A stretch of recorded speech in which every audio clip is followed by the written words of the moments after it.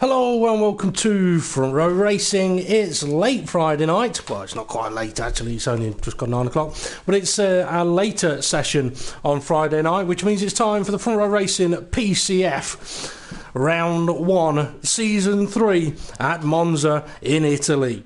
I'm Front Row Racing DP, I'll be doing the commentary. I'm joined in the commentary box by Front Row Racing RI. How are you later on this evening, Ray?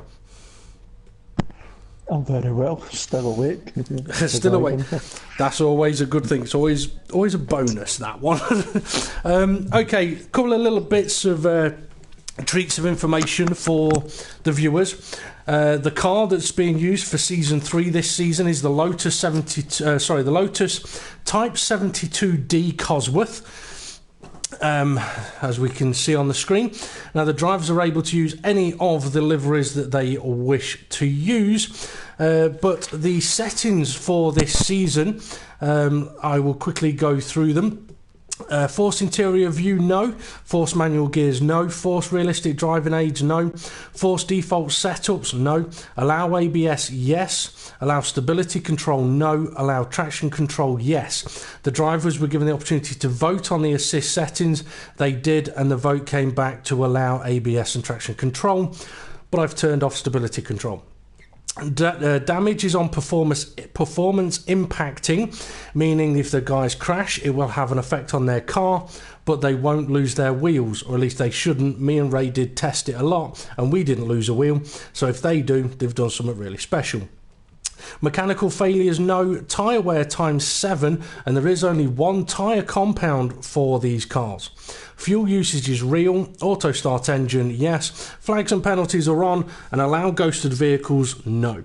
Weather, all sessions will be set to 1200 midday, but the date will be a random on the day choice. Weather will be semi-random with a hint of the forecast on the week ahead posts, and that will be on the Front Row Racing Facebook page. Week ahead posts are posted up on Mondays. Now, the weather, as far as I know, the forecast we had for Monza was sunny. So hopefully we will be having a sunny event. But Ray, if you want to send the drivers over to the circuit, as he has done now, and I will quickly say as well, there is a couple of slots available in the lobby at the moment. We've got Stringy B and Lielmo McElroy, who should be racing this evening. So we're going to leave their slots open for them. However, when we get to warm-up, if those guys haven't joined us, we will send out an invite to F1 Roadrunner and to Jason. Those two are drivers that are on the PCF reserves list. So F1 Roadrunner or Jason, if you're watching, if those guys haven't come on by warm-up, we'll send you an invite, and then hopefully you'll be able to join us. Now, the qualifying session is a 15-minute session, except for when we're at very long race circuits, and this season we are going to the Nordschleife. Those sessions will be 20 minutes long. Ray, we've lost a driver already, if you want to just quickly check your list, although actually, if I remember rightly, it's been a while since we've done this. If I look at the monitor and go to the track map, it should tell me, but it isn't doing, which is a little bit annoying. Ray, we are missing a driver. Okay, I'm just going down I'll be back in a minute. Okay, yeah, so qualifying sessions 15 minutes long, except for when we're at a very long circuit where we'll up it to 20 minutes to give the drivers a chance to get a lap in. Then we'll have a 5-minute warm-up session, and then we are on to an 87-mile long race, which here at Monza equates to 25 laps.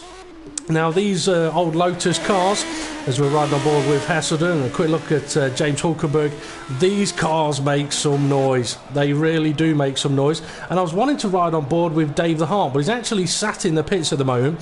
I believe he was the Season 2 PCF champion, which is why I wanted to ride on board with him. But he's not gone out on track. Boring, Dave. That's just boring. But Hesselden, he's out there. All got a few cars, getting a little bit busy already in qualifying. We'll ride on board with Hesselden. I'll give a few bits of stats about these cars. Top speed could be looking about 185 mile an hour. Horsepower about 474. Acceleration 0 to 100, 3.4 seconds, but that'll depend on gear ratios and setup. Braking, 100 to 0 in 1.94 seconds, I think that is. But that again will depend on whether they lock them up or not. They weigh 1,444 pounds. What that is in kilos, I don't know.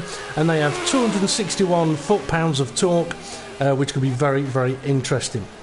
Okay, a little bit more focused on what we've got going on track then, as Hesselden has started his first flying lap. And I'm right on board with Hesselden because he is a contender. He showed his pace in last season in the PCF, and the PCS showed he has pace. And has the ability effectively to win this championship as long as he gets a bit more luck than he's perhaps had in the past. Now, for qualifying lap times around here, I haven't got a clue. I haven't checked or asked any of the drivers what sort of lap times they can reach, so we'll just have to keep an eye on what lap times they do. I don't know if you've got any of that kind of info for us, Ray. No, I haven't. I did test these cars and I tested this new app that I'm using, so I won't be interacting with the viewers. Sorry, well, I'll get onto that in a moment. Have you worked out which driver it is that... It was Willhouse, he's back in. Okay, so it was Woolhouse and he's back in. But yeah, Ray's just mentioned a new app. Usually at this situation, we'd say, right, send us any comments you want and Ray will get to them. He's not going to be able to for the PCF event, I'm afraid, guys. He's not going to be able to keep up to speed on YouTube because he's using his equipment in a different way this evening. Ray has got himself an app which should be giving him lap time deltas and other information.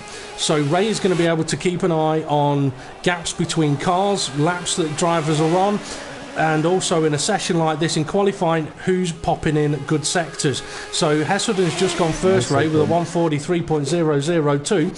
So is your app telling you if anyone's going faster in any of the other sectors? Well, they're all green compared to Hesselden's purples. Okay, well, if you see someone popping in some purples, you know what to do. Shout us out. Now, I would guess that on your app, once the drivers have done their first laps, when they go on to their seconds, it should only probably show greens if they're up on their own sectors. But we'll see. I'm just watching Neotig go across the start-finish line now. See where he goes. Second place with a 146. No, third place, because the car behind him on track, that's Casely, is just at a 144.910. But that's nearly 2 seconds off Hesselden's time at the moment.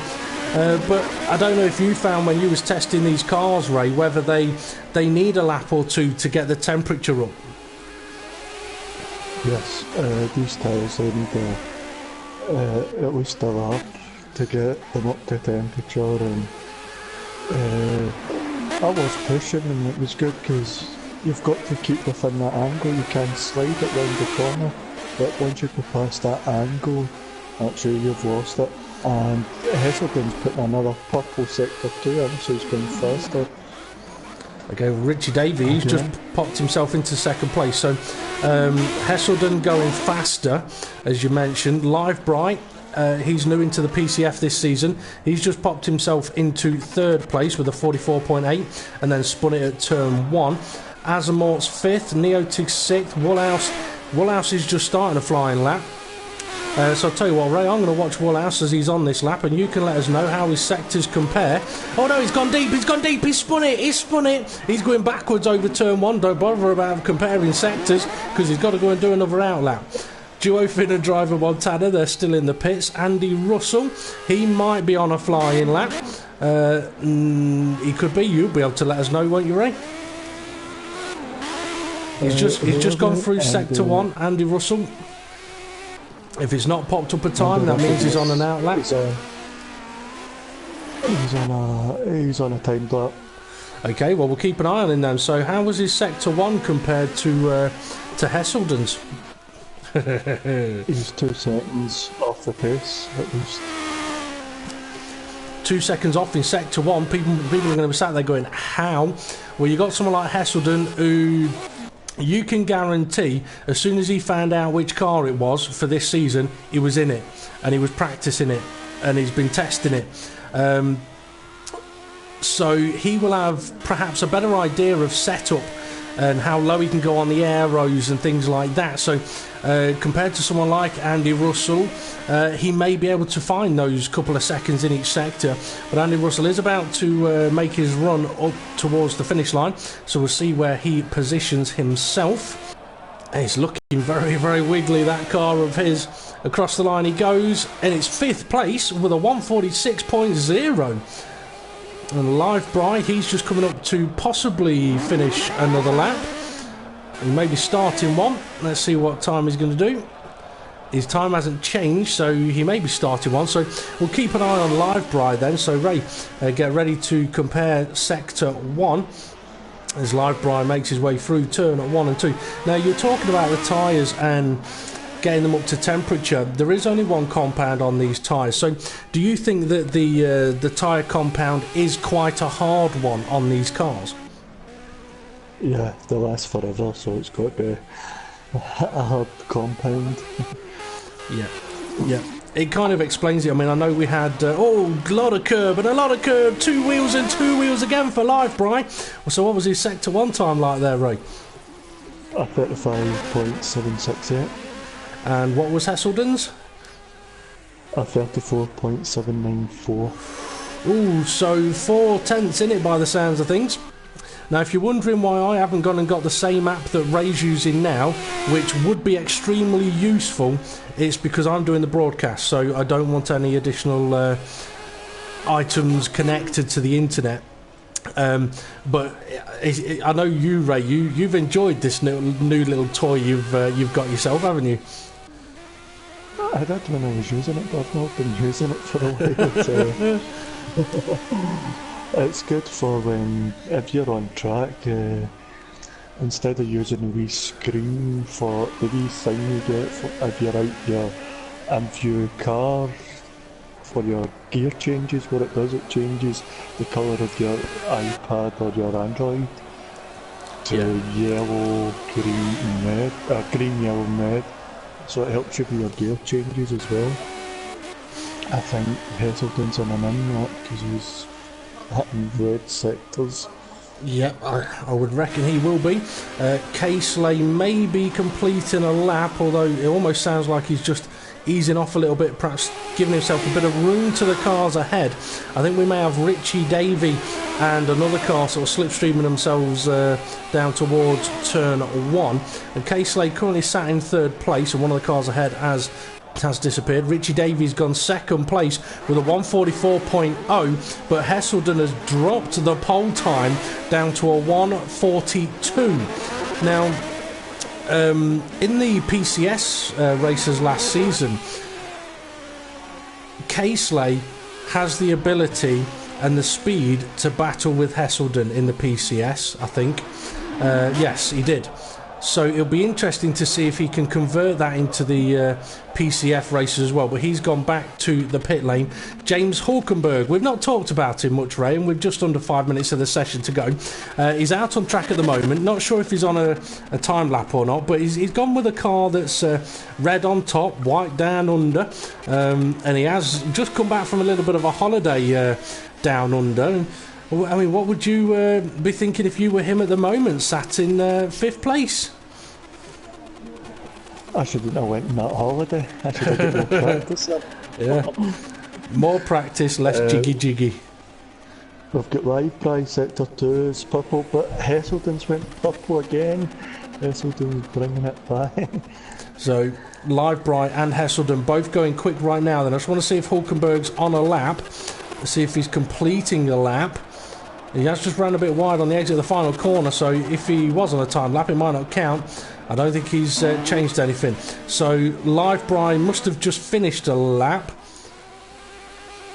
because he's just going around Curva Grande. Yes, he's just popped himself into 2nd place with a 144.0. Hesselden's just crossed the line. I don't think he's just set a new lap time or a better lap time. Did they go purple in Sector 2 or 3 at all there, Ray? Sorry, who was that? Hesselden went purple in Sector 2. Okay. I brought it down to 142.344. So he did improve his overall lap time then. Livebry, he's heading out of the pits again. Going to have to be careful of the car that is making its way down to turn 1. I'm not sure who that was. Let's see if we can go and find out. Neo Tig, it may have been. He's currently sat in 9th place at the moment. But something the drivers have got to remember as well is if they want to get one final run in, they need to be crossing the line with enough time to complete their lap. Because once we get down to 0, that's it, session over. There's no completing your laps, it's end of end of qualifying. And I know it bugs them. This is where F1 got their it could be where F1 got their idea from. The thing is, you know, F1's idea of their qualifying process, on paper, not a bad one. I read someone's review of it, and they made a couple of suggested changes to it, which actually would have been really, really good. But I'm not surprised that F1 has gone back to the old style of qualifying. Now, Duo Finn, he's sat in the pits at the moment, currently on 10th place. He's leaving the pits now. Woolhouse, he's about to cross the line. So Joy Finn hasn't got enough time to get a lap in, I'm afraid. Woolhouse, he's just crossed the line, still in 11th place. Car behind him, I think, may have been Richie Davey. No, it's not. Bloody typical. Let's go and see who that was then. That's Dave the Harp. It's Dave the Harp. We've not seen him out on track yet, so he may have enough time to complete a lap. He is the reigning Row Racing PCF champion after losing his chance of winning it in Season 1 on the last race at the last corner. Yep, 2 seasons on, we're still not going to let you forget it. He did manage to take the title at the last race of the season, I think it was, in Season 2. Budden, K-Slay, Hulkenberg, Richie Davey and a few others are inherently fast drivers, and a lot of it could depend on how they get on with this car. But a lot of it will depend on how he gets on with this car, and I tell you what, it looks like he's got his suspension set up very, very soft, because that car is bouncing around. Well, I do know that Dave has gone into this particular livery car for a reason. He's looking for an overtake into Ascari on his qualifying lap. Kind of had no choice but to try and make that, really. And that was on Woolhouse, who was on a timed lap himself, so he needs to keep going as well. But with 30 seconds left of the session, Dave should be able to complete this lap. But the question is it going to put him in position, a better position than what he's on at the moment? I mean, what's his sector times looking like, Ray? Dave the Hart, where are you? 36.565 and a 38.330. He's down seconds, 3 seconds. He's in the pits. He's in the pits. He's abandoned it. He's abandoned it. So that's session over for him then. A few drivers have just crossed the line. Let's see if we can have a quick look. K-Slay is 4th, I think. Okay, let's have a look at the qualifying positions. Hesselden, Livebry, Richie Davey, K-Slay, Andy Russell, Azamore, then Hulkenberg and Dave the Harp, Neo Tig, Driver Montana, Duo Finn, Woolhouse. So, an interesting one there. Richie Davey, Andy Russell and Azamore, they found themselves some pace. James Hulkenberg, he's been to Wallace, Australia, come back with no pace by the looks of things, either though he's just had a bit of a shocking qualifying.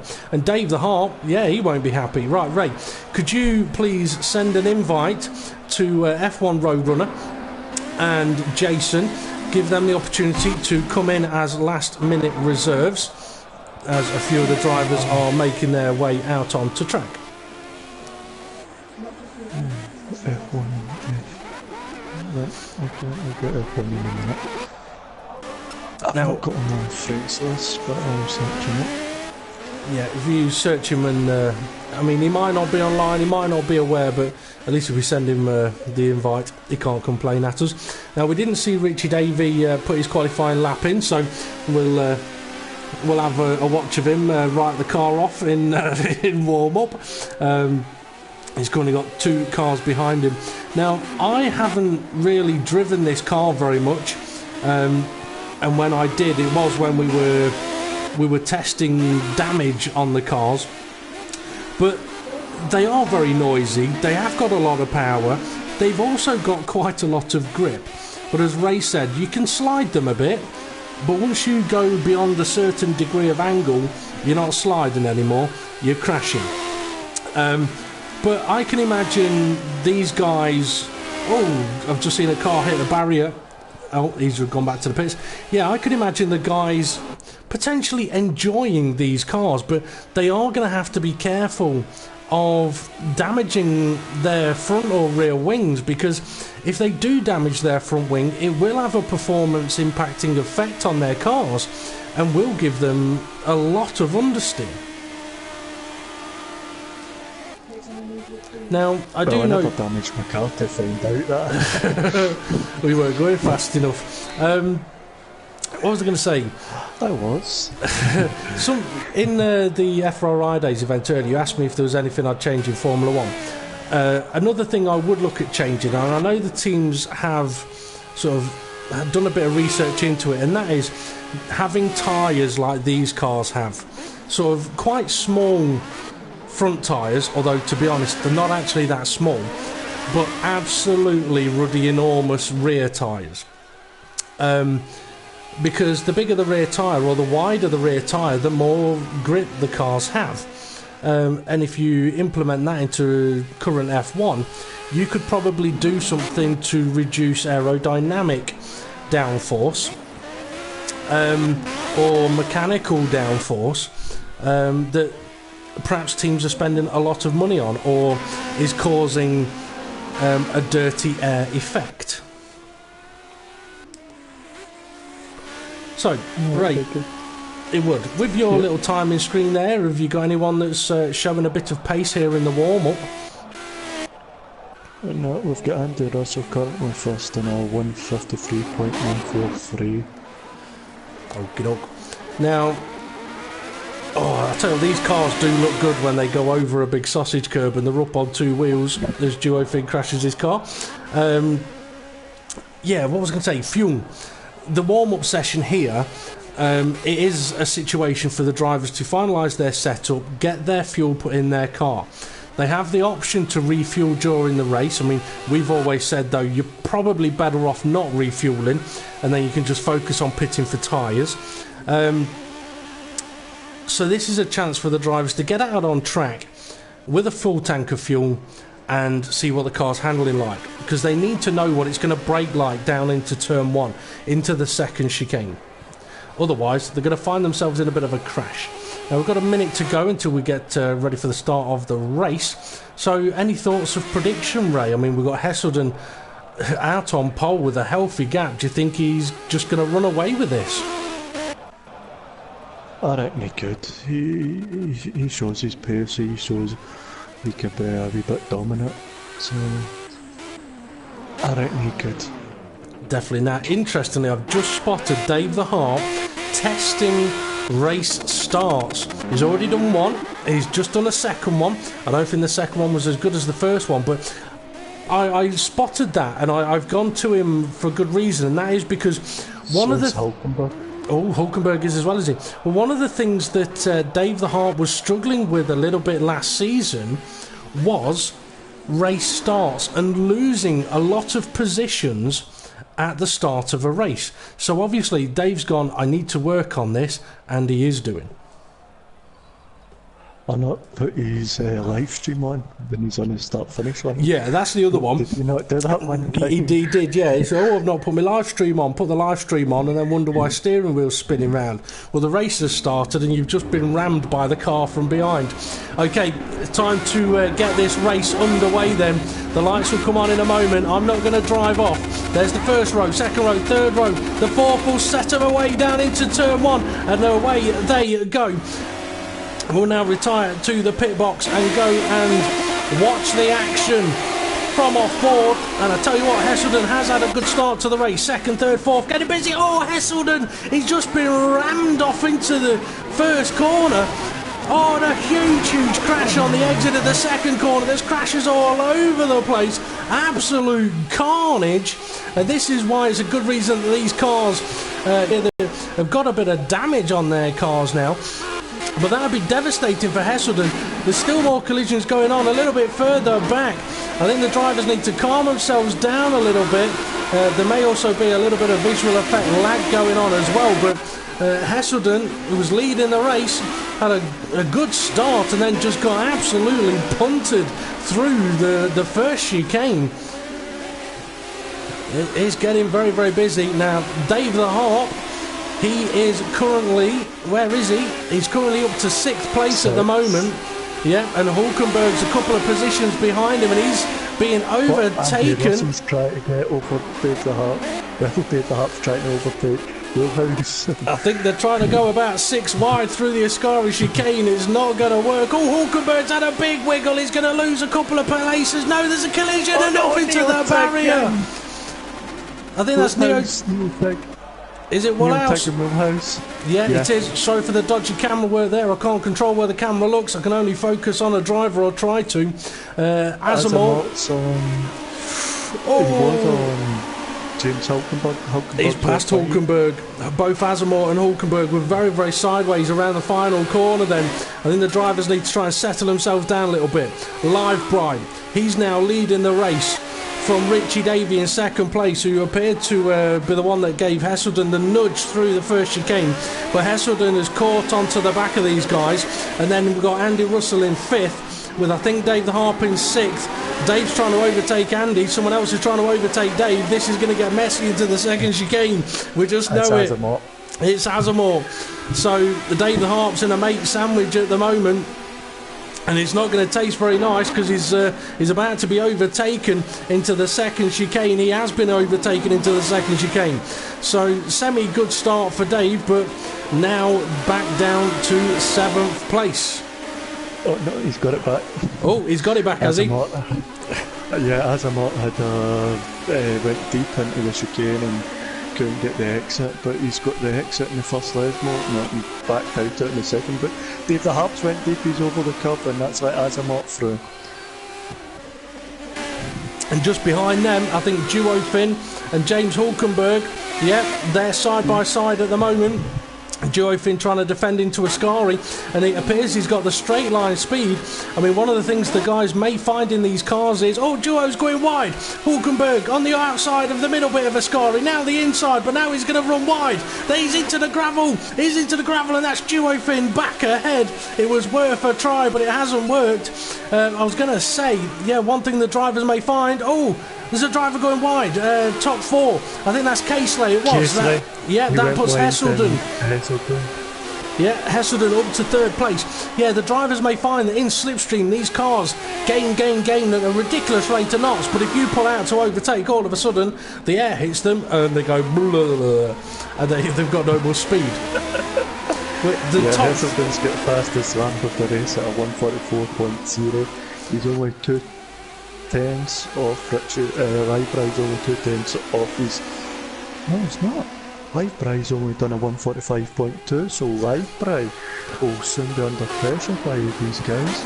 He will be, but Hesselden is all over the back of Richie Davey. I think Livebry may have just had a little bit of a messy lap there, which has given the cars behind the opportunity to catch up. But I am watching Hesselden at the moment close in on Richie Davey. He'll want to get past as early as possible, but sitting in 3rd place at the moment, he can see 2nd and he can see 1st, so he knows he's still in this race with a damn good chance. Ray, if you could just have a flick through the rest of the grid and let us know if there's anything we should go and watch while we see if Hesselden can gain on Richie Davey through. Oh, Richie's gone wide in Ascari. He's now going to go wide in the middle bit of Ascari. He could end up wide on the exit of Ascari, but Hesselden has got a good run on him, getting that slipstream. And since Casey's been dropped down to 4th, he's now losing a lot of speed. Here's Hesselden into the final corner, into the Parabolica, looking up the inside. Richie giving him plenty of room. Hesselden trying not to slide, but Richie's now gone wide, and that's what Casey did. And Hesselden makes 2 similar passes, but now Richie Davies going to have slipstream, heading up to turn 1. And we know what happened last time these guys went up towards turn 1 in this order. So hopefully Richie will get on the brakes a little bit earlier. But I've got a feeling he's going to try and have a look up the inside. No, but Hesselden, he's all over the back of Livebry. Livebry, I don't know if he's just slow in a straight line or not, but Hesselden is already on the back of him. And I wouldn't be surprised if before the end of this lap, Hesselden is re-leading this race. Sector 3's a second down on Hesselden's. Yeah, it must be straight line speed because Hesselden's up alongside, heading towards the second chicane, the Della Roggia chicane, and Livebride's had to go defensive. That could make him slow on the exit. Hesselden's slow. It's allowed Richie Davey to close up a little bit. And Casely looks like he's composed himself and is trying to catch back up onto this. Livebride's not quite hitting the apexes of the corners. I think he's feeling the pressure perhaps a little bit with Hesselden right up his rear end. Oh, he's off, he's into the barrier. Livebride's just lost it. That could be damage on his car. Dave the Hart's only point 2 behind Azamot. Yeah. Which went up to 0.6. Well, we're watching that now. He never had a good exit out of the second Lesmo. So he's dropped off a little bit through the Lesmos. Can he gain a little bit through the Ascari chicane? Neither of them quite hitting the apex of Ascari there. Perhaps, Azamor popping a wheelie. Hopefully the suspension on these cars is very, very strong. Otherwise he won't be popping a wheelie, he'll be doing an endo. Dave's in the slipstream, may have a good chance of catching up. I tell you what, Ray, I reckon on your timing screen now that Hesselden is in the lead, I reckon you're going to see... I've just heard an enormous... Livebride's crashed it on his way into the pits. Yeah, I heard an enormous crash, and it is Livebride on his way into the pits, so he's gone for a stop to repair damage. He's going to have to repair even more of it now. Hulkenberg in 8th place is going to pass him. So let's get back up to this action. I was going to say, yeah, keep an eye on your timing screen, because now that Hesselden is leading this race, I reckon he is going to start popping in purple. First sector's purple. I'll let you know what sector is. I think Hesselden's favourite colour by the end of this race is going to be purple.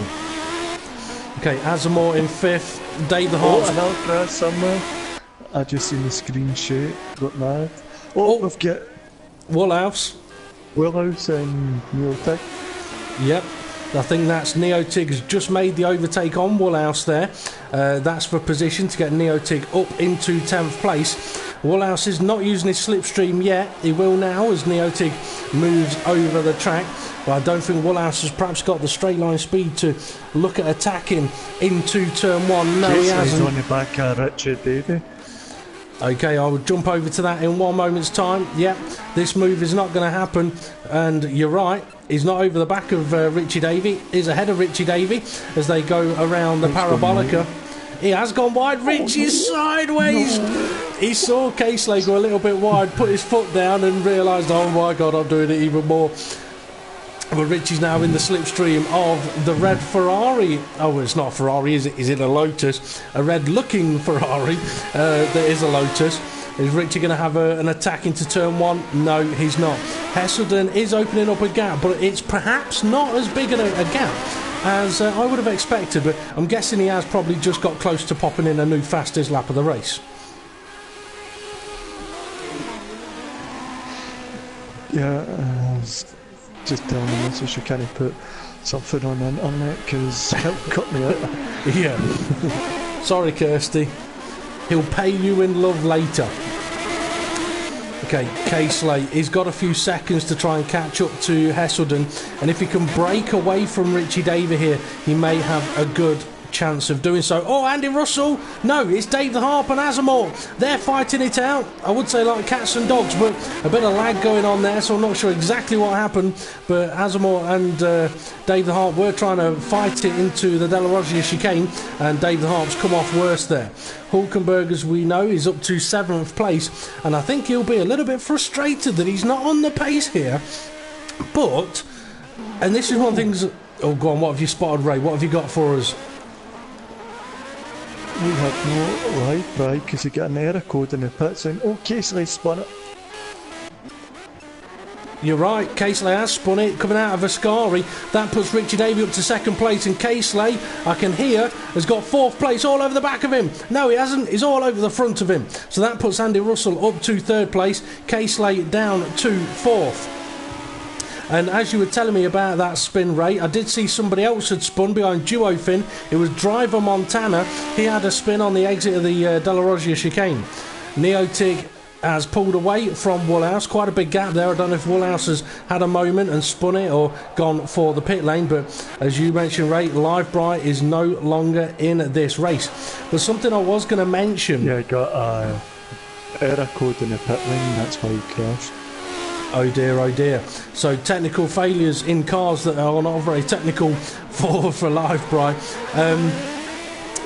Yeah, one of the things I like about the PCF, the short 10-race season and changing the car at the end of the season, it gives different drivers different opportunities. For example, in the LMP2s, Asamoah, he's just had a big wiggle. Okay, Slay's got a power boost penalty. Go on, he just outbroke himself and went straight on instead of going through the chicane. Now, frustratingly, I've just been given a message saying the internet connection quality is currently not sufficient to broadcast gameplay. Balls. So I am going to quickly... It's done this to me before, and it's been absolutely fine, but I am going to quickly shut down the broadcast and fire it up again, just in case there has been a problem with the broadcast up until now. That's probably a message saying the broadcast is absolutely fine, which if it is, thank you very much, but we can't actually see the comment. Actually, no, I tell you what, I'm not going to... I'll use my phone's Wi-Fi for a moment. So, Ray, I'm going to put the camera... I'll jump out this. I'll jump out that, and then I can get back into it anyway. I'll jump out of the app for a moment. But I can use my my phone's Wi-Fi. I just don't like using it for a whole event because it takes up all of my Wi-Fi pretty much straight away. I think that's Woolhouse about to get a lap from K-Slate. It is. I'm going to try Asamoah. Asamoah has made a pit stop. He's making a pit stop right now. He's doing that. So he won't be changing... I'm on Asamoah at the moment. He won't be changing compound tyre. We've got another car into the pits as well. That's James Hulkenberg.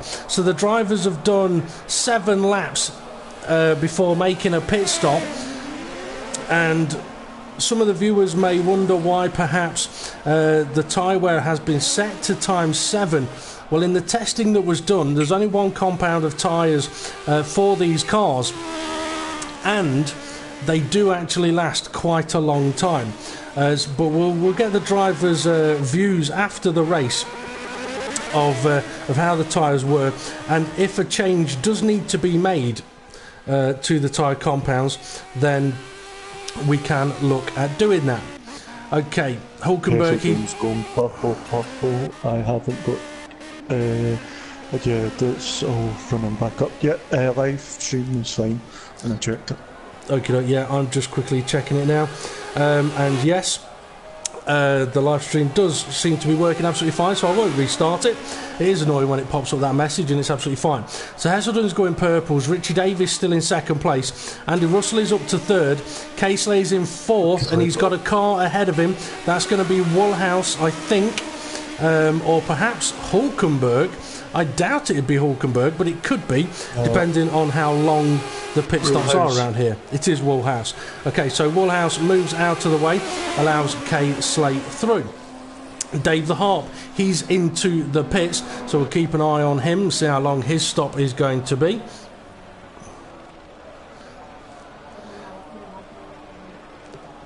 Just have it in. 8 of 25. There's still another stop to go, aren't there? I would say it's going to make it a 2-stop race. And I have just spotted as well, Jason has said failed to join. It said the session is full. Sorry about that, Jason. At least we tried.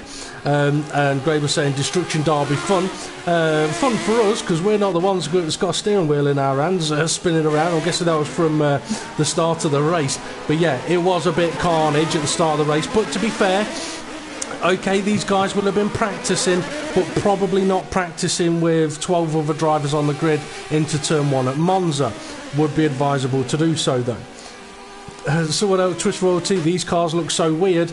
You got to remember though, in 1970, these cars were the pinnacle of all cars on the planet. They were the best in the world.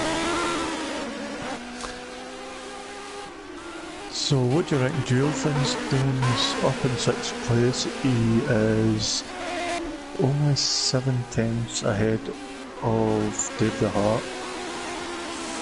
Do you think he'll be going as long as he can on his tyres?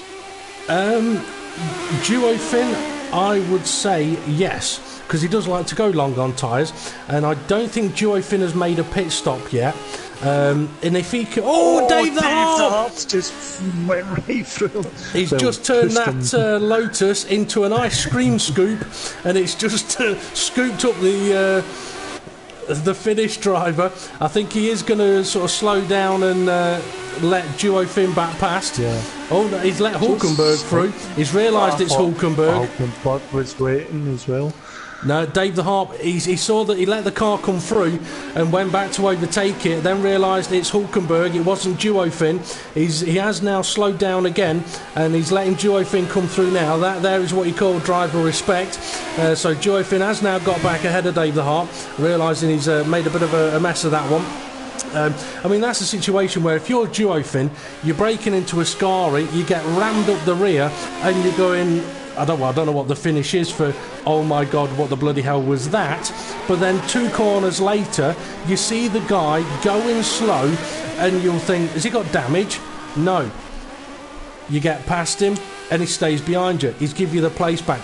The drivers don't have to do that, but it is a simple racing etiquette way of showing respect. You balls up, you ram someone off, you hit someone off the track, you let them back through.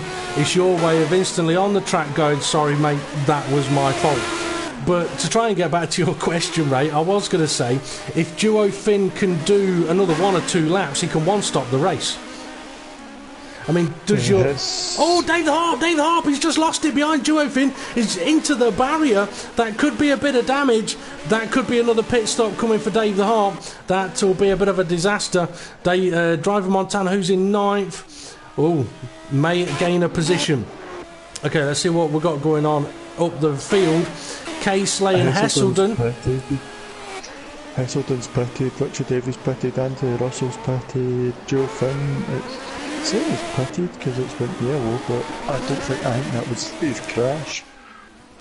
Maybe he did pit, but we didn't pick up on it. Is K-Slay pitted? He must have pitted. Because he's still behind Hesselden at the moment. It's not letting me see. Okay, well, there is a little bit of a gap between Hesselden and K-Slay. I'm going to guess at about 4. Well, that wasn't a bad guess. I'll guess, you can tell us. So 3 seconds. So what's the gap then between 2nd and 3rd place? 2nd and 3rd place is 5 seconds. So Richie Davey then. I'm wondering, I'm trying to think actually, maybe K-Slay didn't pit, because he did have a couple of sort of, he had a spin, didn't he, on the exit of Ascari when he was ahead of Richie Davey, so he may not have pitted yet. But Richie Davey is in 3rd place. 4th place, Andy Russell. Quite a bit of a gap from 3rd to 4th at the moment. If you could let us know what that gap is, Ray. From 3rd to 4th is... Ooh, it's a big gap. It's plus 7 plus 13, so... 20 seconds. No, not 20 seconds. 7 plus 13. 7 plus 13 is 20. I just got a confusion now. No, Richard Davies.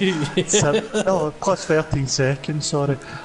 See, because I'm used to F1 where it says from the leader, but it's not. Yeah. Or it's from the car in front, so Andy Russell is plus 13 seconds. Okay, and the gap the gap from 4th to 5th now then.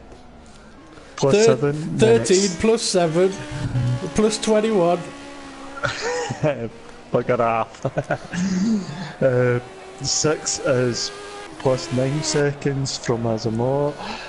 Joe Finn's plus 7 from James Hulkenberg. Dave the Harp is plus 27th from Joe Finn. Yeah, well, he did have a crash. And then Driver Montana, he's plus 16 seconds off Dave the Heart. And then Neil Tiggs plus 9 off Driver Montana. Willie Woolhouse is plus 8 off Driver Montana.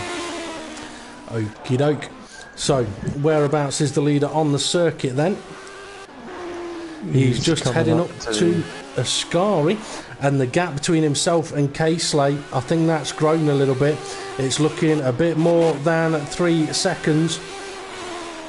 Yep, it's plus 5. Yeah, so 5-second gap. But I wouldn't be surprised if we see Casely pitting in the next lap or two. I mean, 25-lap race, if you're going to try and one-stop it, you want to be pitting with 12 or 13 laps remaining. So if he pits at the end of this lap, it would be 13 laps remaining if he's not made a stop already. So you might want to keep an eye on Duofin, Ray, in case he's not made a pit stop yet.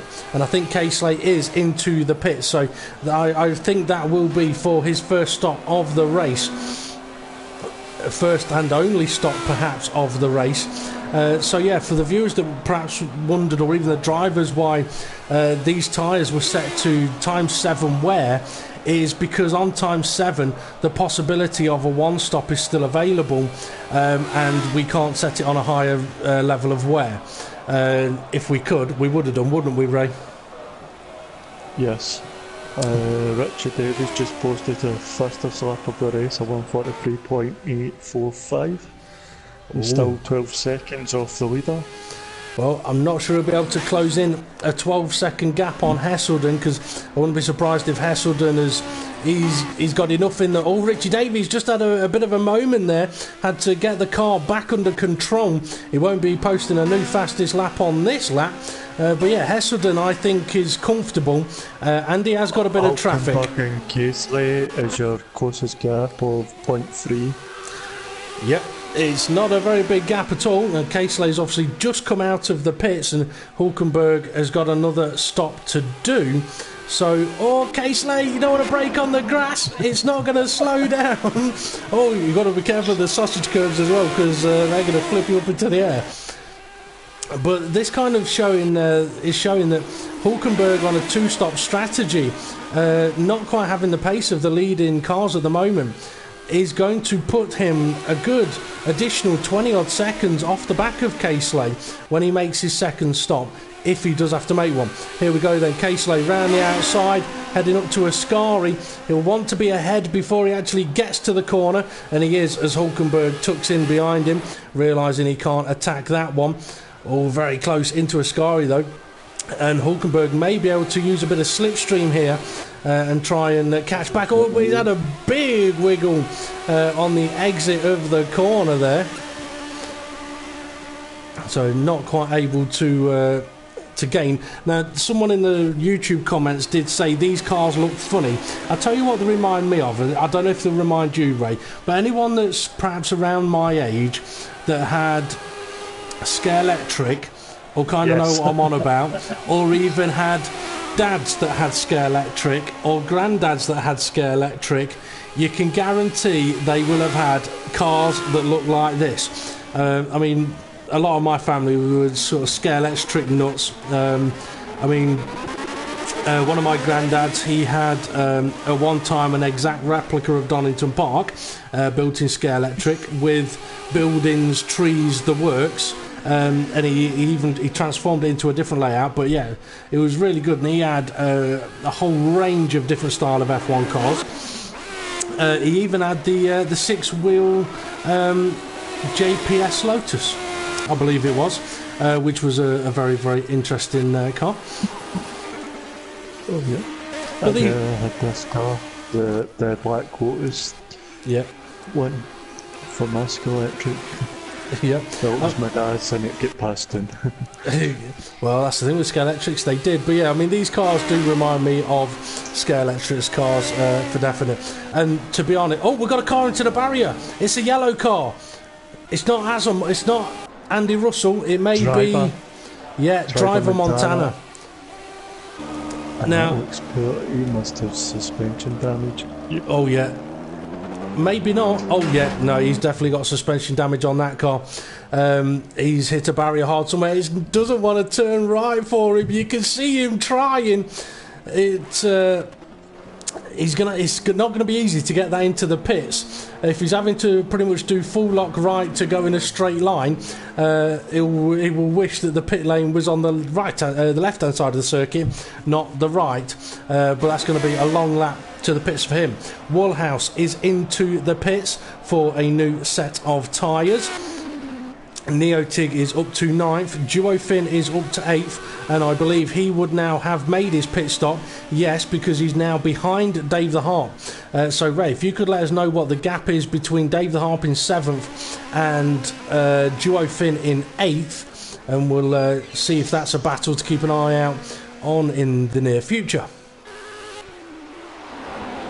I'll just get back to the screen. I was flicking through to see what that gives you. Duofin, the gap, Duofin is +5 to Dave the Harp, and then it's +39 back to Neotig. Okay, so Duofin, I think, will soon be catching Dave the Harp. Duofin now on fresher tyres as Hesselden completes another lap and gives us 10 laps remaining. He's looking very, very comfortable now as Richie Davey is only just getting to the start-finish line. He'll be fairly pleased if he can keep this going on to the end of the race and take second place. Third place, Andy Russell, just coming around the Parabolica now. And something I've just thought of, Ray. Sorry, I'm going to have to go to this because driver Montana, he's got to the Parabolica. He's now got to try and get to the right-hand side of the circuit. Come on, folks. Everybody send him your positive thoughts. I think he's trying. He realises there's a car coming.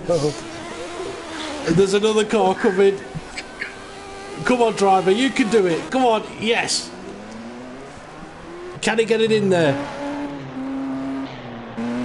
Just, he's made it. Well done, driver Montana. Hopefully they'll get that repaired and you can get to the end of the race. Something that I didn't mention. It's Neotig is very deep into the Della Roggia chicane. Is this a battle for position? No, it's not. That I think maybe Andy Russell catching him up. Yes, it is.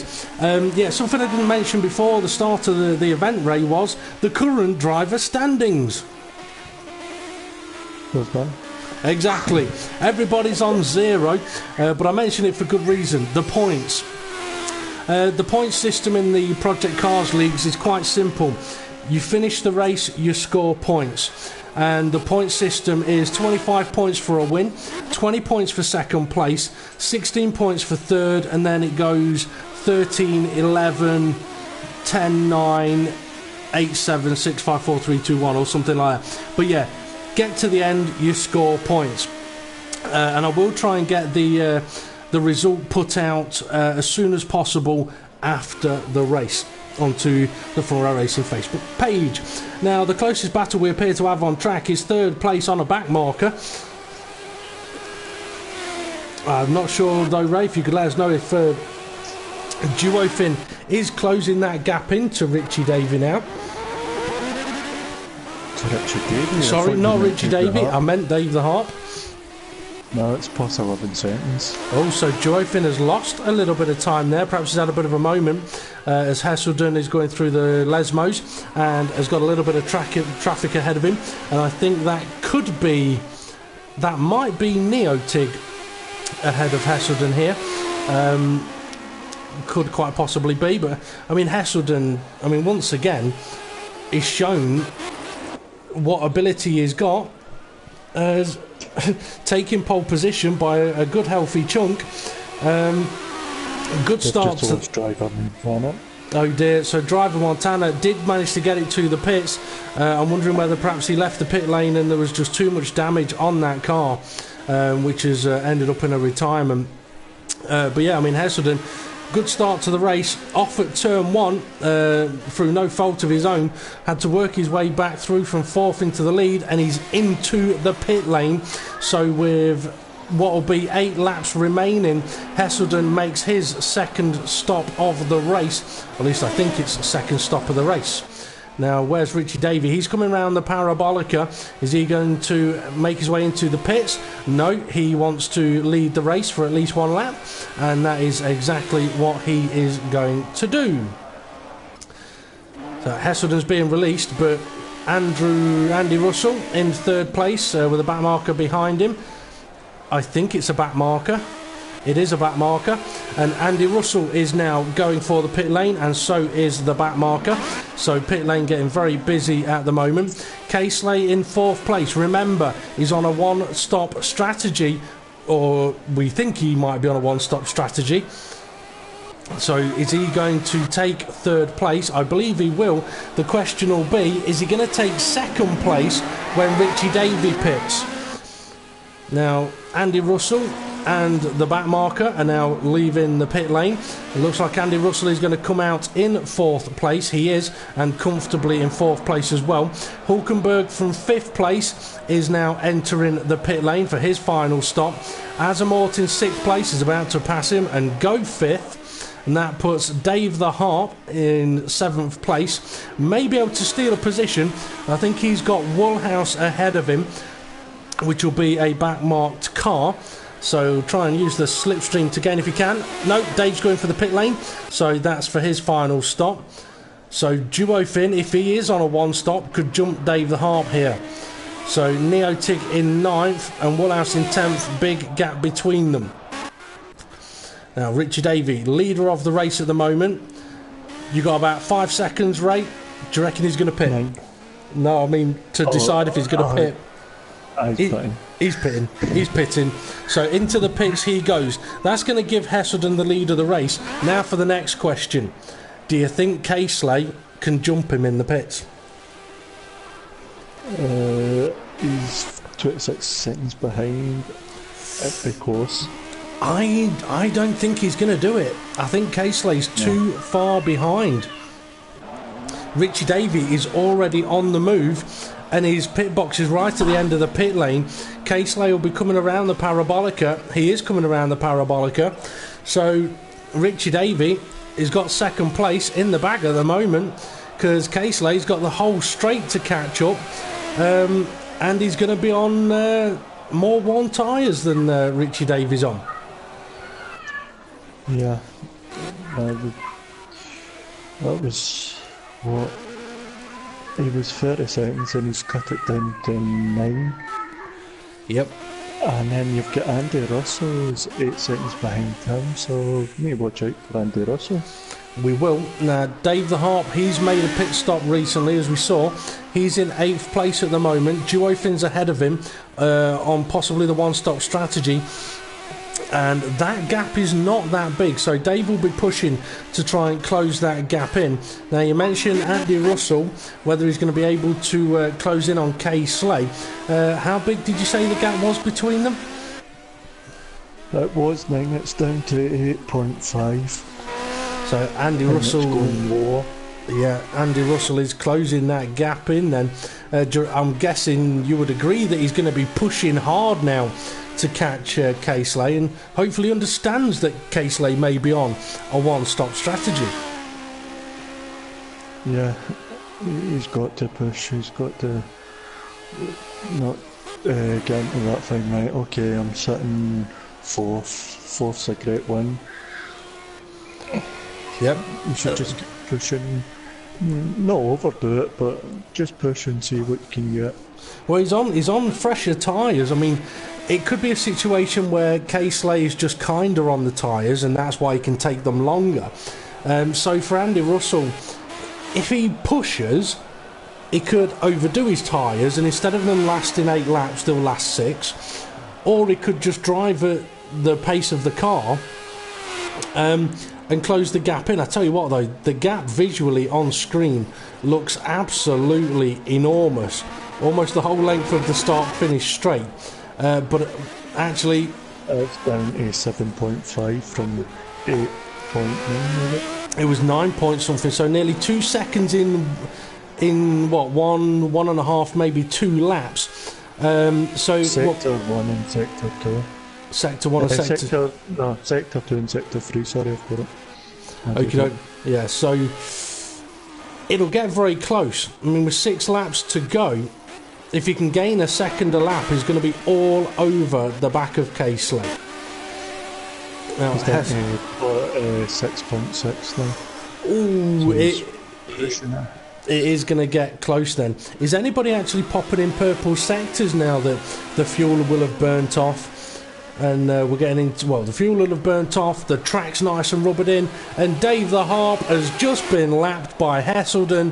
Hesselden will love that one. Dave the Harp will hate that one, but the fans, they don't care, they just saw an overtake. Hesselden, that's his fastest lap of the race, just came up 142.524, so he's putting the purples in. I mean, that lap he's just done is faster than many of the drivers did in qualifying, which is not surprising. He's obviously got a nice setup on that car, and we are sort of near the fuel levels of what the drivers would have used in qualifying, and there's no extra boosts or anything like that in the qualifying session. It's just driver, tyres, the car and the fuel. So we may see Hesselden go a little quicker, but obviously his tyres will begin to degrade. Richie Davey in second place. He should be absolutely buzzing with being in second place at the moment. Casely is in third. He will see that gap coming down, just like Andy Russell can see that gap coming down, and just like Ray can see that gap coming down, and it's down to 4.1. So 4.1 at the start-finish line. What is it at the end of sector 1? You'll need to let me know. Got going on Andy Russell. His time comes up, we're down to 3.7, 3.5, 3.4. So sector 1, 3.3. Oh, so he's going to be on the back seconds a sector. Oh, he's going to be all over the back of him within a couple of laps. It is a possibility here for Andy. There is the chance of getting himself onto the podium, which he'll be absolutely buzzing about. The only thing I'm not sure of is whether the guy's got a microphone, because if we invite him in for a podium interview and he hasn't got a microphone, it'll be a bit of a dull interview for him. 1.8, here we go. The slipstream will be coming in soon. 1.6. He's gaining so quick. The fresher tyres having an enormous benefit here. He's gaining on every single part of the track.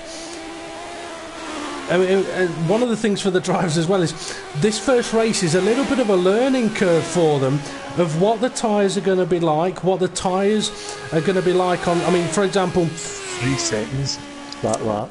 Yeah, I mean, okay, Ray, if you're Casely, you finish this race, you go, okay, I did a 1-stop, he did a 2-stop, he battered me, he got past me with a couple of laps to go. Are you going to do another 1-stop at a different race? No. Yeah, exactly. No. So that's why this first event is a bit of a learning curve for the drivers, and this isn't going to be a huge tyre eater either, I wouldn't have thought. Oh, Casely's gone deep, and Andy Russell takes third place. Robs us a little bit of a battle and an overtake there, but it does mean that Andy Russell is now up to third place. Perhaps the best that Casely can hope for is that Andy Russell goes, yeah, I'm up into third, oh crap, that's the barrier, as he gets too excited, but I can't see that happening, to be honest. But that's Andy Russell up to third place.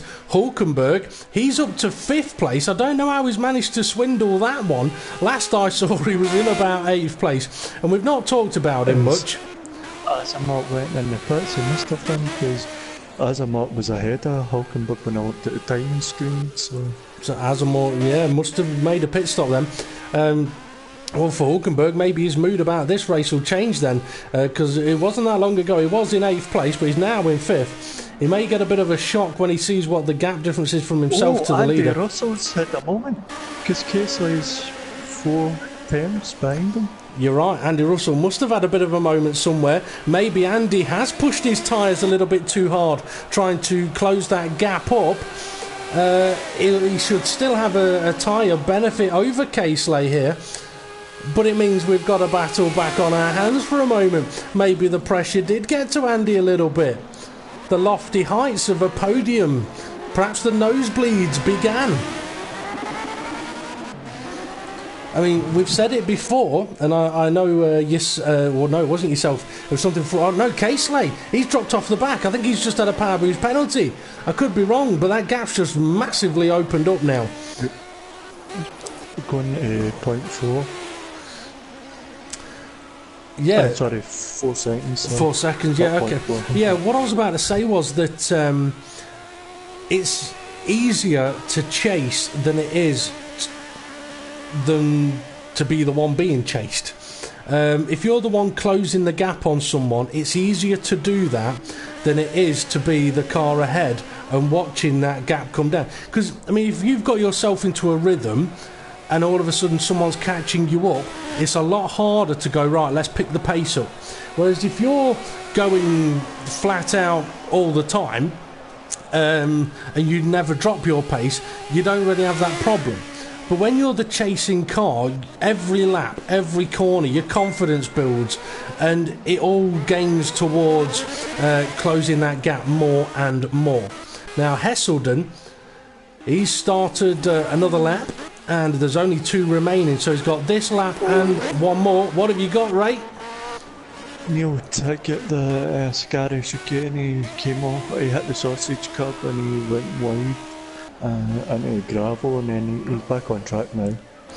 Well, the good thing for him is that Woolhouse, who is in the position behind him, is currently sat in the pits. I would guess having a bit of damage repaired, because the front of his car is looking a bit nasty. Oh, Neotig wiggling all over the place on the exit of the Parabolica, going slow as well, so I'm not sure if that's damage or a power boost.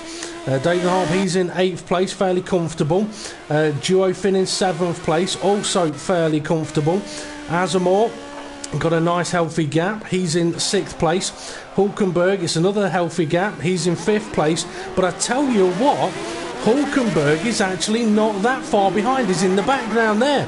Hulkenberg may have half a chance of catching Casely here. Andy Russell, he's already into the Lesmo, so I think Casely's having problems now on his tyres. I think he may have been passed by back markers. The 2 cars that we can see have just passed through the screen. And Hulkenberg, yeah, Casely's struggling on the brakes. Hulkenberg may be able to catch him. He's only got 1 lap to do it. But Ray, you keep an eye on that. Because Hesselden has just started the final lap of the race. So if that gap between Hulkenberg and Casely comes down and gets potentially close on the lap he's on or the next one, let me know. Because I think it's only fair that Hesselden, who's not been viewed much since the early stages of the race, gets to be seen going across the finish line. He's had another fantastic race here and going on to complete what will be another fantastic result, and really stamped once again his authority in the PCF. And if he doesn't have any issues like disconnections in the following races, he's not going to be an easy one to beat, because I know he was frustrated at his disconnections and he knew he had a chance of taking the title last season until those situations occurred. Now he has got a car ahead of him, but that might be Neotig, who is a lap down. Saying that before Hesselden gets to the end, I will have a look at the current standings. So this is before Hesselden does finish the race. Okay, I'll take a screenshot. Okay, Hesselden is passing this car to put them another lap down, save them a bit of fuel for not having to complete that extra lap. But I tell you what, Hesselden is going to go on to win the first race of the PCF Season 3. It'll be a fantastic 25 points for him. I always think the finish line is a lot earlier here in Monza, but it's not. It's all the way down here. So well done to Hesselden on taking the victory here in Italy. Richie Davey, he'll be absolutely delighted with second place. It says third, but we know the score with that one. It's not third, it's second place. So he will be taking the second step of the podium and 20 points. I think that's probably the best result he's had in the Project Cars season so far. Andy Russell, I believe he's still on for taking third place. How are Casely and Hulkenberg getting on there, Ray? Are they getting close at all? 4 seconds I get. It's not going to happen for him then. So Andy Russell, he is going to take what I think might be his first ever podium in a front row racing event. So a massive congratulations to him on 3rd place here. And then Kay Slay, I believe, is 4th place. He's making his way down to the Parabolica. And I tell you what, Ray, you can start having a little bit of a think about who you're going to give driver of the day to here. As Kay Slay makes his way around the final corner. I think he'll be kind of pleased with 4th place, but also a little bit frustrated that it's not going to be further up the grid. So Kay Slay across the line then for 4th place, and Hulkenberg, he's crossing the line now in 5th place, and I think it'll then be, Duo Finn for 6th place. He's making his way to the final corner. So come on then, Ray. Who are you going to give your driver of the day to? Does it begin with a H? It's got to be. He's dominated it. Well, say dominated. He dealt with adversity very, very well, and then, you're right, he dominated. So I think it is only right that Hesselden does get driver of the day then. Dave the Harp, he's going to cross the line in 7th place. Don't think he's going to be best pleased with that result there, but it's points on the board. Neo Tig, he's currently sat in 8th place, I believe, and it's Woolhouse in 9th. So Woolhouse has possibly gained a place. I think we might have lost a driver right at the end. But we do say, though, that once the leader has crossed the line, that's sort of end of race. When the drivers cross the line, they're classified. That's why I tend to have a look at the timing screen before he does so, which is fairly easy to confirm the results when there's no attacks or overtakes going on the last lap. But it does look like Neo Tig is going to be taking 8th place here. Yeah, Neo Tig. I mean, that's a good point, actually. Your new timing screen, Ray, gives us the opportunity to confirm the result. Yes. And it is Neo Tig in 8th place, and I think it is Woolhouse in 9th place. 9th place. So, who did we lose then, right at the end? It might have been one of Hesselden and Richie Dave and Andy Russell. They're still there. K-Slay is, Hulkenberg is, Duo Finn is, Dave the Harp is, Neo Tig is, and Woolhouse is. So I'm fairly sure we did lose someone towards the end there, but Azamor, yeah. I don't know whether he finished the race and then jumped out, but no. What's your timing screen say? He must have, before Hesselden finished the last lap, Azamor wasn't in it. Oh dear. So Azamor didn't get to the end of the race. Now at this point I would usually say, Ray, do you want to send an invite to the top 3 for a podium interview? But I can't do that.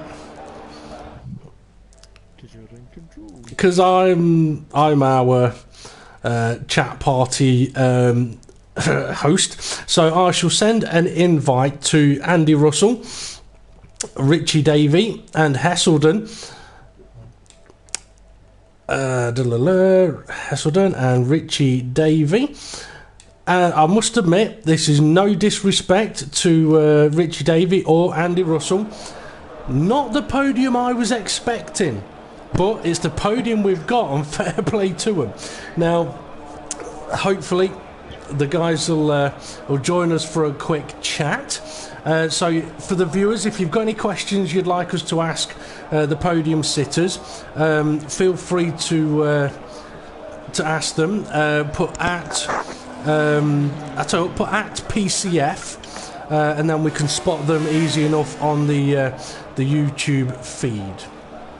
Okay, I've seen that Hesselden has joined us in the chat party, and so has Richie Davey. So if both of you guys could please make sure that you've got your microphone set to allowed to be shared, otherwise the viewers are not going to be able to hear you. Richie, I don't know, well, I'm sure you'll be able to let us know whether Andy actually has a microphone. Does he ever talk? Hello. Hello. Can you hear me? I can, yeah. Does Andy have a microphone, and does he talk? No, I don't think he's got it with him. Oh dear, oh dear. Well, we may ask you on his behalf then. Well, I've sent him an invite into the chat party, so if he does join us, then I'll message him now and tell him to come in. yeah, okie doke. Well, we'll move on straight away then over to Hesselden. Hesselden, do we have you there? Yeah, I'm here. Well, an interesting race there. Qualifying, you absolutely smashed it. Were you surprised by the gap? Yeah, completely surprised. I didn't think I was that quick in the cars, but then 2 seconds was ridiculous. So felt good. Felt good in the car. Was there any concerns coming into the qualifying session? I mean, you say you didn't think you were that fast. Was there any concerns? Were you sort of thinking, oh God, this is not going to be good? But then as soon as you saw it, confidence through the roof? Yeah, I felt more confident in these than the Sundays, the Falcon. Like, I prefer these cars. But then I just didn't think I was that competitive, really. And then... Well, turns out you are. Okay, start of the race. I mean, obviously you qualify with a nice healthy gap. So I would guess you're going into the start of the race thinking, this will be easy. Was it? I just thought the first corner, Monza, I'm just going to be... I went too cautious and I got hit up the arse, and then, yeah, it's a bit of a... I think I come back fourth, and then, yeah, it wasn't too bad getting back through. Well, you did. The pace. You did have the pace. It was good to watch. It was enjoyable to watch you working your way from fourth back up to first. Now I'm trying to just remind myself who it might have been that gave you a little bit of a large nudge down at turn one on the first lap. I think I might know who it is. Richie, do you know who it was? I ain't got a clue, mate. To be fair, I was well cautious. I should have attacked more, but I was cautious. So you wouldn't put all the blame on a car that looked like it was painted in yellow with blue. Oh, he's buggered off. I've just gone to Richie's car in the pit lane and he's buggered off, so I couldn't just do what I was going to do there. Oh, well. But it made for an interesting part of the race. Yeah. Live Bry. He looked fairly quick. I think it was Live Bry that was leading the race. You managed to catch him, and then he has a disaster. So yeah, I don't know what happened. I come out of a corner and I was trying to get in his slipstream, and then he just went into a barrier. So I was a bit like, yeah, it looked like he lost control of the car into the barrier, and then into the barrier even harder on his way into the pits, which came with a bit of an error code and race over for him. But a fantastic result there for you. Feels good. Someone has sent a question wondering where you got your setups from for the car. That's gravel. Just practicing and then just going through. Like I normally do on every race, just practice and change a bit of downforce, change the camber, mess about other things. Well, as quickest I go with. I said as soon as you would have found out what car we were using, you'd have been in it practicing. Was that the case? Yeah, I had a little bit of practice. Not much, but then when I found out the first race was Monza, just got in there and battered it. Okay. Yeah. Well, very well done to you. If any of the viewers send in any questions towards you, we will get round to them. On to Richie then. Richie, I can't remember exactly where it was that you qualified. I've just spotted actually Andy Russell has joined us for the podium interviews. Andy, if you have got a microphone, do put it on, and also set it. We'll fire some questions at you. We'll also find out what you sound like. So yeah, Richie, on to you. I think it was about 4th or 5th place you qualified. 3rd, I think. Was it 3rd? It might have been. I mean, a question to yourself and Hesselden, I suppose. Were you both surprised that Dave the Harp and James Hulkenberg were like down in 7th and 8th? Well, I was a bit, but I'm happy. I could imagine you are. Okay, so heading down into turn 1, it looked like you had a really good look at the underneath of Hesselden's car. I'm guessing managed to get away without any damage or anything like that. Yeah, I got away with the damage, but I damaged my car on about lap 3. Oh dear. So the first stint was long. But I mean, it was a very interesting battle between the leading 4 cars on that first stint. I mean, what was it like driving these cars, trying to go wheel to wheel around here with the likes of Hesselden, Casely and Livebray? Yeah, it's good. I prefer open wheel. So do I. I think Casely felt the pressure a bit. Well, I think he might have done. I think he also went for a one-stop strategy, which is kind of what gave Andy the opportunity to come back at him later on in the race. Okay, so second place for you. Obviously, you're going to be pleased with that result. Looks like I think it's your best result in the Project Cars League. So, with this car, do you think there's more chance of perhaps having more podium finishes? Oh, damn right. Well, you know what? If I'd have had the setup proper today, I'd give Hesselden a race. Yeah, I mean, I think it was either his yourself. Straight line speed was ridiculous. That's exactly what I was about to comment on. I think it was yourself in the YouTube chat. You said that his straight line speed was ridiculous. I couldn't even catch him in the slipstream. I'll tell you what, Hesselden, what speed were you doing in a straight line? I got 177 down the. That was like maxing out down the pit straight. So yeah, it felt quick. It felt quick. Richie, what were you getting? I never even looked. I've got some. I just looked at him blowing away. Oh well. I'm surprised it was only 177, but because these cars can go a bit quicker, but it's not easy to get them to do so. Now, Andy Russell has left the podium interview, so I guess his microphone is not working, but I would like to say a huge well done to Andy. That is his best result, I think, in any of the FRR events. And to get on the podium, absolutely fantastic for him. Fully deserved that there. Now, it doesn't look like we've had any further questions come through from the viewers. So, Ray, have you got any questions you'd like to fire to these two?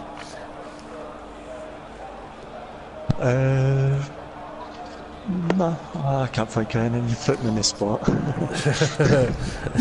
Put you on the spot. That's the whole idea of it. Okay, round 2. Where's round 2 at? I've forgotten. Oh, okay. I've completely forgot. I was going to ask the guys how they thought they're going to get on at round 2, but I can't remember where the bloody hell round 2 is going to be raced at. Is it Silverstone? No, we're not racing Silverstone this year. Road America. Okay, so Road America, God. That's a track that I know. It's a track that I don't like. Obviously, you don't like it, Richie. I don't even know it. Don't worry. Left, right. Don't worry. When you've raced round it, you still won't know it. It's a bloody horrible track. Hesselden, confident for Road America? I don't know it that well, but I'll have a go. Well, it could be an awkward one. I mean, turn 1, I think, turn 1 at the start of that race is probably going to be even more dramatic than turn 1 at the start of this race. But anyway, well done to you two. We'll end the interviews there. So yeah, well done to Hesselden taking victory the first race of the PCF Season 3. Well done Richie Davey taking second place. And also well done to Andy Russell for taking third. Next up on the Row Racing YouTube channel will be on Sunday evening, 8:30 p.m. for, the PCS, the Project Cars Sundays. Round 1, which is going to be in the Aussie V8s around Monza. And Nice. as Hesselden mentioned, these cars handle better than the Aussie V8s, and that's probably why Ray chose them. They are very powerful, very tail happy. There's going to be some incidents in those cars, let's put it that way. So Sunday night, 8:30 p.m, live on the Front Row Racing YouTube channel. To keep up to date with standings, results and all that kind of thing from the F1 leagues and the Project Cars leagues, check out the Front Row Racing Facebook page. I will put a link in the description when I get around to it. But yeah, feel free to come and find us on there. So the next race for the PCF will be Road America, if Hesselden's got that one right. If not, we can blame him, make him start from the back of the grid. But that'll be next Friday, 9 p.m. So thank you very much to all of the drivers, thank you very much to all of the viewers. Thank you very much, Ray, for joining me in the commentary box once again. We've got double Fridays going on again. I know, I need to double up my beer. You double up your beer, you're not going to be able to see that timing screen. It's going to be 7 plus 13 all over again. Right. Oh, that was a mistake. Yeah, that was F1's fault. That was F1's fault, yeah, not human error on that one. I'll let you have that one, but I'm still going to wind you up about it. Okay, time to bring it to an end then. So, hope everybody enjoys their Friday night and the rest of their weekend. Thank you very much for watching, and we'll see you all again soon.